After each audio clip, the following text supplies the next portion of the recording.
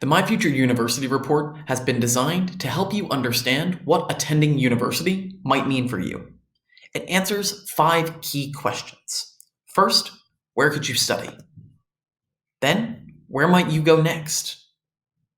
After that, we ask, what could uni mean for your future career? We then move into what other financial information might matter to you. And finally, does it matter where you live? Where we begin to explore cost of living. So, starting on where could you study, we're trying to demonstrate where students end up for university based on where they're from. In this case, if you're from the West Midlands and you want to stay close to home, that's great. Plenty of students do that. However, if you're looking to leave the West Midlands, that's also totally okay, because plenty of students do that as well. The opportunity is there for you to study, regardless of which path you choose. We also want to demonstrate where students end up for particular courses of study. As you can see here, agriculture and related subjects is a hotspot in the East and West Midlands, as well as the Southwest. However, students who are interested in studying something like creative arts and design, well, they typically end up in London or the Southeast. So there are regional differences around courses of study.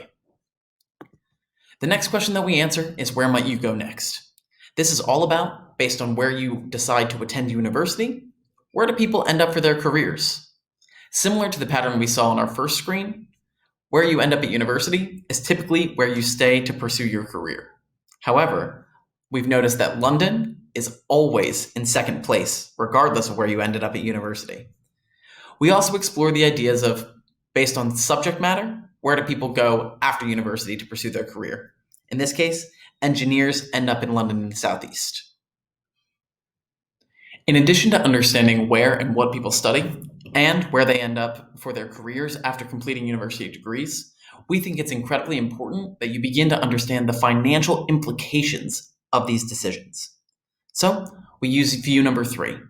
In this case, maybe you were someone who was interested in a career in business. So, you went through and you made a couple of selections around business degrees.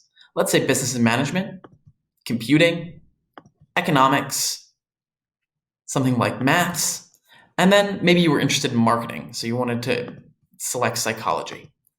Here, you're able to make comparisons to understand the financial implications at year 1, 3 years, 5 years, and 10 years after completing your university degree. Not only can you do it by course, but you can also explore by region. In this case, if I switch over to London, I can see that the salaries go up quite a bit. We'll explain this on view number 5. But for now, let's dig a little bit deeper into financial education. Using view number 4, you're able to calculate your monthly take-home pay based on the salary that you would expect based on your course of study and where you want to live after you've completed your degree. For students who are interested in nursing and midwifery in the Southeast, their expected first-year salary is around £26,300. On a monthly level, that's $2,192. However, they need to pay things back like monthly tax, monthly national insurance, and their student loans on a payback what you can afford basis. After 1 year, nothing is being paid back to student loans. However, 5 years down the line, they're paying back around £17 per month.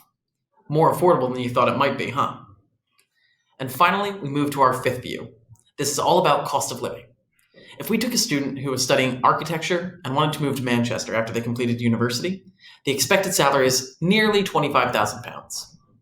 Based on the quality of living that they would have on that salary in Manchester, what if they wanted to move somewhere else and keep the same standard of life? Maybe they were considering London or Nottingham. Well, they'd actually have to make a little bit more in Nottingham and quite a bit more in London. That's because London and Nottingham are both more expensive places to live than is Manchester, London in particular. That's a full review of our My Future University tool, which I hope you'll get a lot out of. Should you have any questions about this, please get in touch with your local provider, or you can reach out to me directly at jon.hering@thepayindex.com. I look forward to hearing from you.